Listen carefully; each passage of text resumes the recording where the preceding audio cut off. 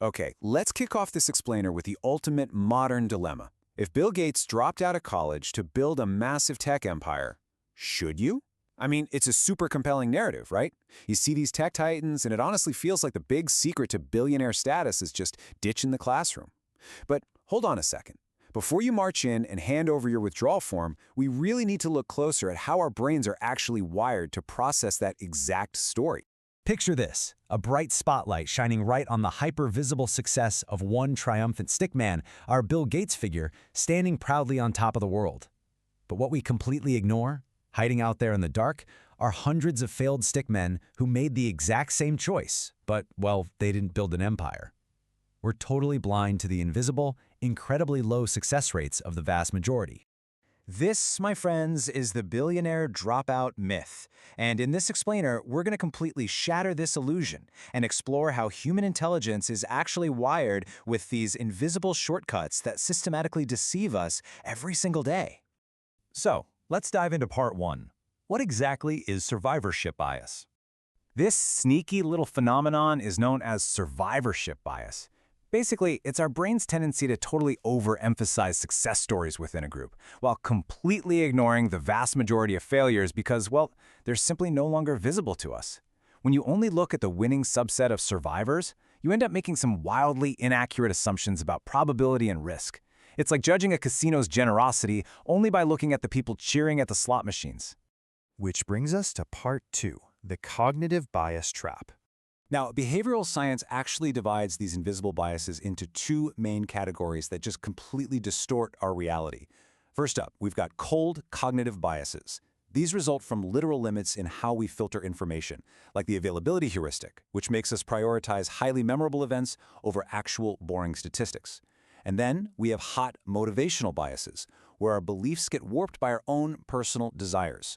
A great example is the IKEA effect, where we overvalue an outcome purely because of the effort we put into it. Let's look at the availability heuristic in action.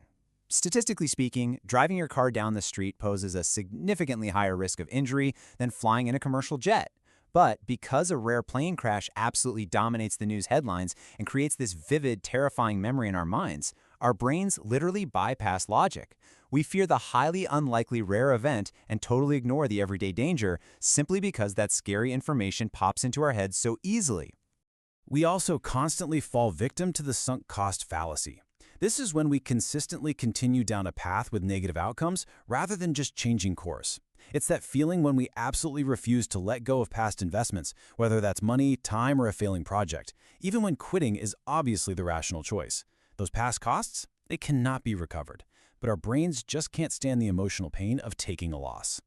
And honestly, we can't forget the IKEA effect. This is placing a disproportionately high value on self-assembled furniture regardless of its actual quality. If you spent 3 grueling hours building a wobbly stickman table, you are going to value it way higher than a sturdy, factory-built one.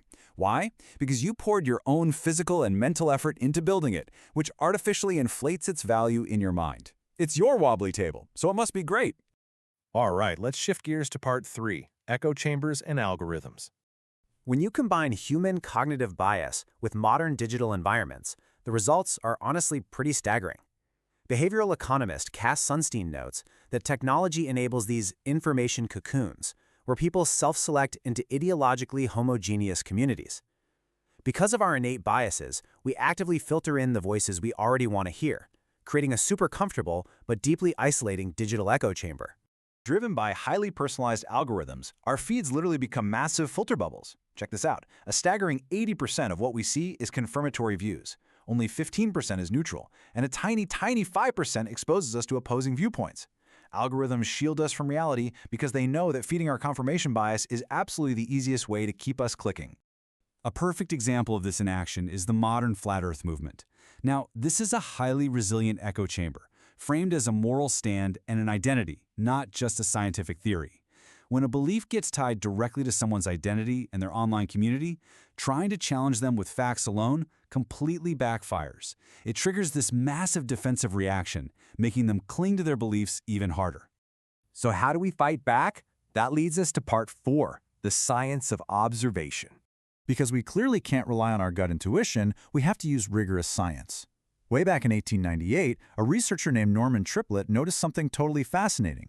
He observed that cyclists rode 20 to 30 seconds faster per mile when they were in competitive groups compared to just riding alone. But here's the key. He didn't stop at just telling a cool anecdote. He designed what is widely considered the very first experimental study in social psychology to actually test this social facilitation effect. Triplett's brilliant work laid the absolute foundation for the scientific method in this field, which relies on three critical steps. 1. Observe the world around us. 2. Generate a specific, testable hypothesis. And 3. Operationalize the variables, which is just a fancy way of saying figure out exactly how to measure abstract concepts so they can actually be tested. This is the ultimate tool we have to bypass our own mental biases. Which brings us to our final section, Part 5, Designing Better Decisions. So how do we actually outsmart these biases in our everyday lives? This brings us to a concept called choice architecture, which is presenting choices in different ways to impact decision-making, totally without coercion. The biggest misconception out there is that it's possible to just not influence people. Whether it's the layout of your local grocery store or a menu on your favorite app, the way a choice is framed always impacts the decision you make. Think about status quo bias for a second. People naturally procrastinate on setting up their retirement savings because it feels like a painful loss of money right now. But if we apply choice architecture through something called libertarian paternalism, companies can simply auto-enroll employees into those savings plans from day one. We structure the environment to use their status quo bias for their own benefit, gently nudging them toward optimal decisions while perfectly preserving their absolute freedom to opt out at any time. So here is how you take your power back from the algorithms and your own flawed brain. First, acknowledge your invisible blind spots, like survivorship bias. Second, actively step outside your digital filter bubbles. Third, prioritize hard data over those vivid emotional anecdotes. And finally, restructure your own environment to nudge better habits. Literally become the architect of your own choices. I'm going to leave you with this final thought to ponder down in the comments. How is your current environment nudging your next big choice? Take a look around your digital and physical space right now.